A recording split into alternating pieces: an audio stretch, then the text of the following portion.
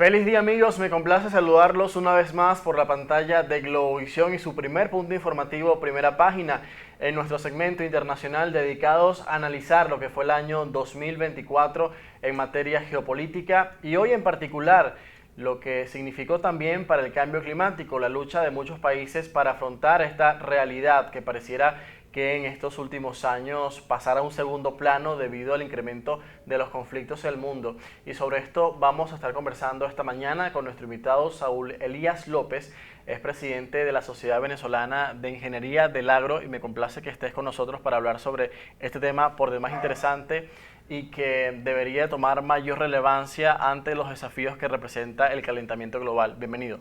Muchísimas gracias por la invitación.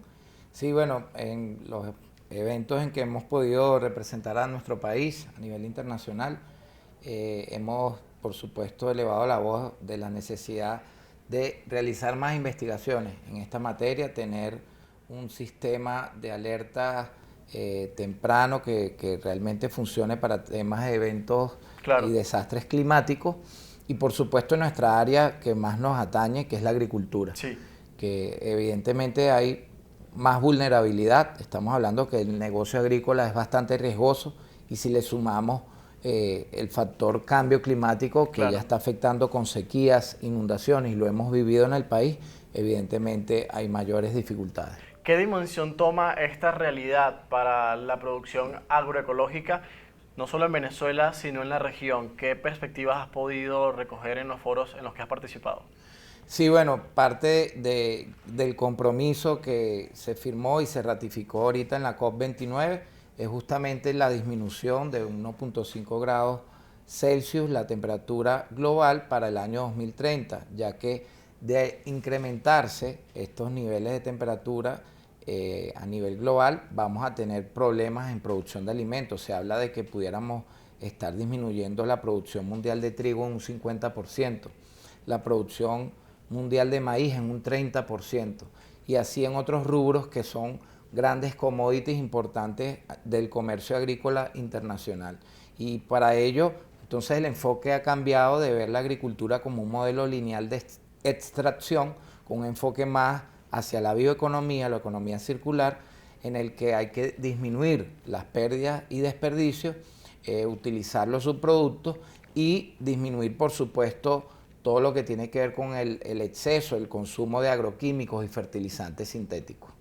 En el caso de la cumbre de Naciones Unidas sobre el cambio climático o sobre el clima, la COP29 se llevó este año a cabo en Azerbaiyán, en la capital Bakú. ¿Qué fue lo más importante desde tu punto de vista que se planteó allí y en el caso también de diferencias, que hubo discrepancias para lograr un acuerdo en ciertos casos, porque hay temas que prelan como la financiación y el compromiso que adquieran los países para poder afrontar esta realidad y los esfuerzos que se llevan a cabo?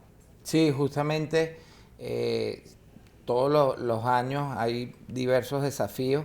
Sin embargo, la del año pasado, que tuvimos la oportunidad de participar con una ponencia de manera virtual, pudimos hablar justamente de la importancia de justamente disminuir esa emisión de gases de efecto invernadero a través de estos proyectos también de secuestro de carbono, que bien sea a través del mercado voluntario de carbono o el mercado que en este caso es regulado, pueda de alguna forma los países tener ese financiamiento, esa financiación de bonos verdes que hoy existen, en el que la región ha venido incrementando el número de proyectos, pero Venezuela tenemos un tema pendiente que sería por parte del gobierno, del ministerio, específicamente el MINEC, poder incorporarnos en ese mercado de carbono y para que a través de estos proyectos sostenibles, donde tenemos nosotros una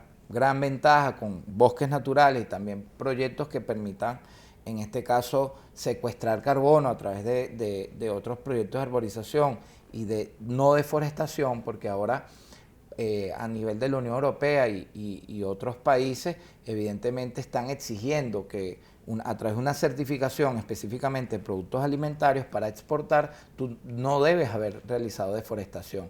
Tener certificaciones como Global Gap, Rainforest y otras. Entonces la COP en eso también fue bastante insistente en el tema de no deforestar más. ¿Qué tan alto está desde su criterio el compromiso de los países para avanzar en esto que une a tantas naciones en el mundo, que atañe a todo el planeta, lo que tiene que ver con el cambio climático? Y lo que vimos, el discurso de funcionarios de la ONU principalmente, que dicen que los esfuerzos son insuficientes y también lo son los fondos que se aportan.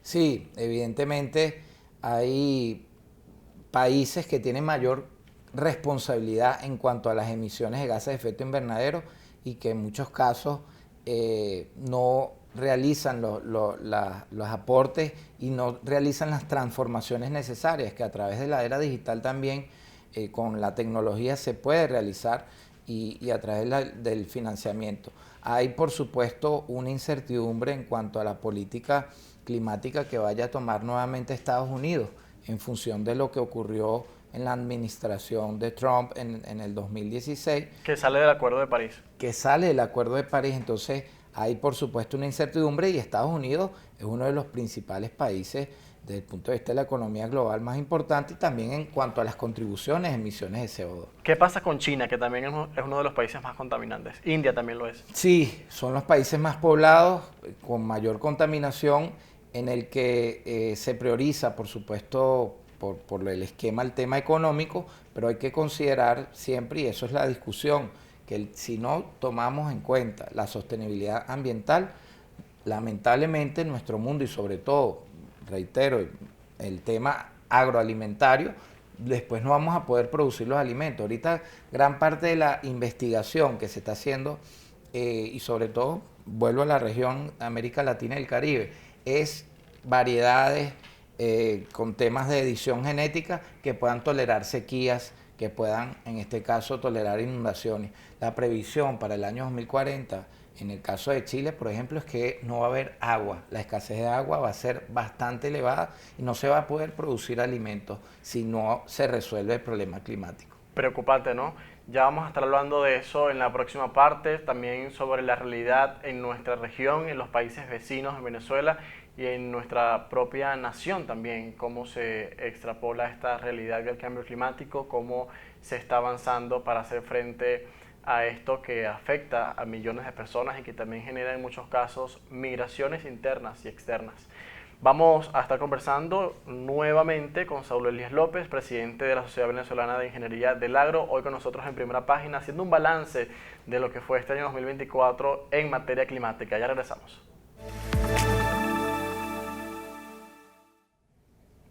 Regresamos con más en Primera Página. En nuestro segmento acostumbrado estamos haciendo un balance de acuerdo a diferentes aspectos destacados durante este 2024 sobre el cambio climático y los foros internacionales que hablaron sobre el tema, sobre todo los especializados, la cumbre de la ONU sobre el clima, la COP29 que se realizó este año en Azerbaiyán, pero también una cumbre que reunió a diferentes líderes mundiales en Colombia, en la ciudad de Cali, la COP16, que allí estuvieron los delegados de las partes de la Convención sobre la Diversidad Biológica de Naciones Unidas. Sobre eso también es importante conversar con nuestro invitado, Saulo Elías López, presidente de la Sociedad Venezolana del Agro, porque también hay un interés de varios estados en la región en hacer un mayor frente a la realidad del cambio climático.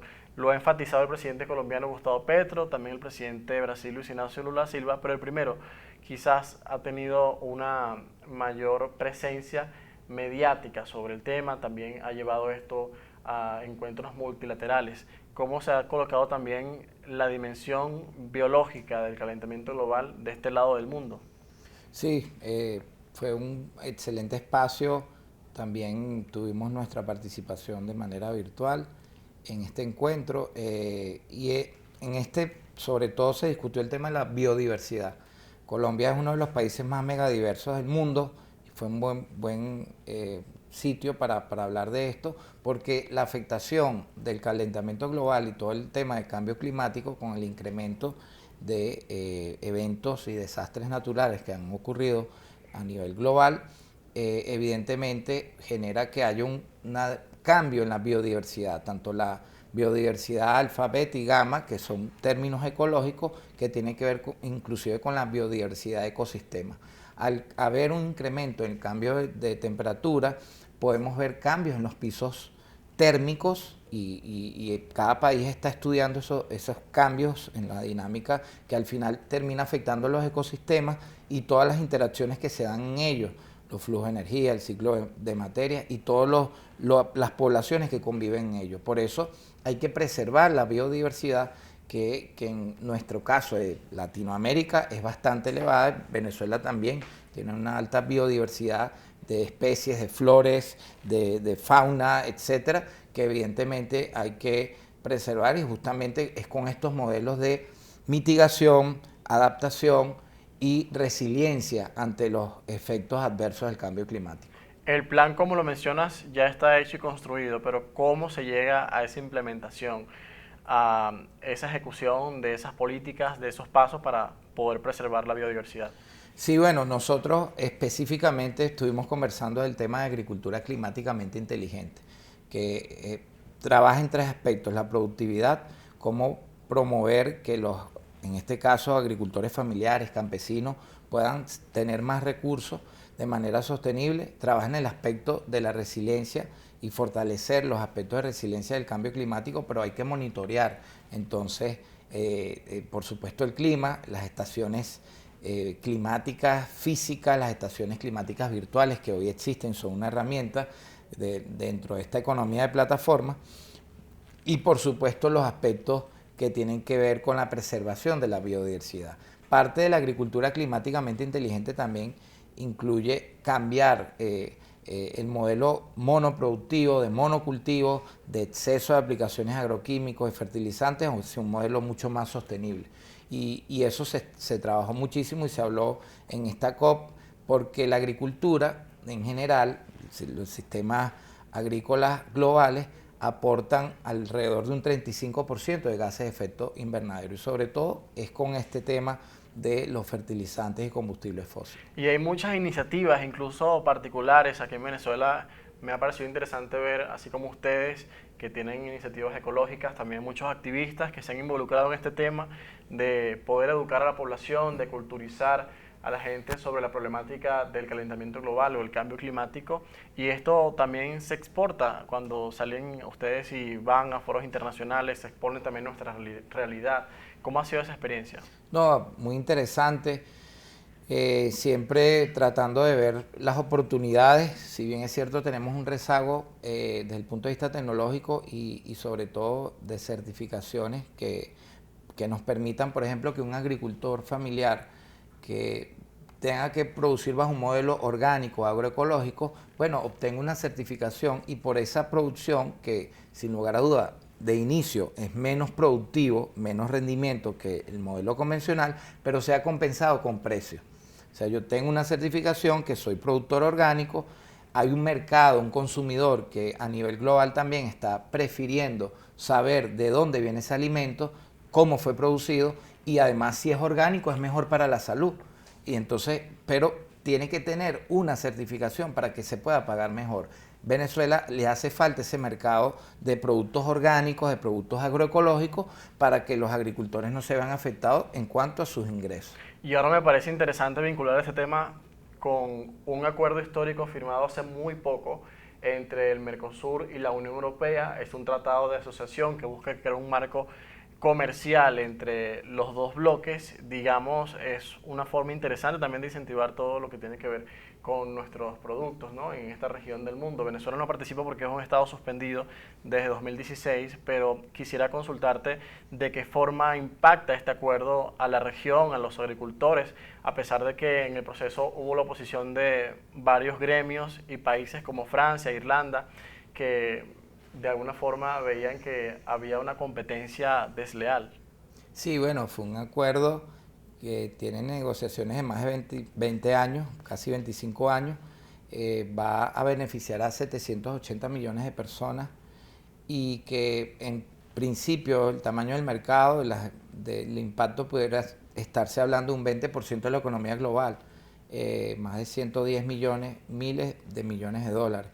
Entonces, sin lugar a duda el principal sector beneficiado va a ser la agricultura. Las exportaciones del Mercosur hacia la Unión Europea desde el punto de vista agrícola van a ser muy importantes para el año 2025 y a lo largo de la firma de este acuerdo, porque va a permitir una reducción de más del 70% en muchos rubros que tenían aranceles muy elevados que impedían entonces este comercio de libre comercio entre estos dos bloques importantes. Lamentablemente, Venezuela, al estar suspendido, pierde una gran oportunidad de poder colocar productos libres de aranceles a la Unión Europea. Ojalá se pueda resolver el tema de la integración y que podamos volver a recuperar nuestro estatus en Mercosur para aprovechar esta gran oportunidad, porque desde el Estado se ha hablado mucho de exportación.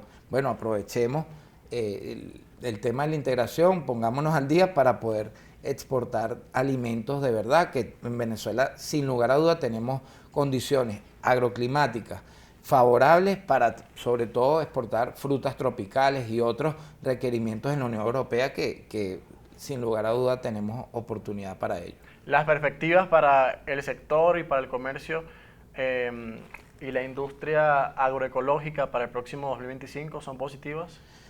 Bueno, sí, sin lugar a dudas, no, a pesar de que el principal problema va a seguir siendo el cambio climático, la incertidumbre. Lo vemos hoy en el incremento de commodity de cacao, cómo ha llegado, ha superado los $10.000, justamente por la crisis climática que ocurrió en Ghana y Costa de Marfil.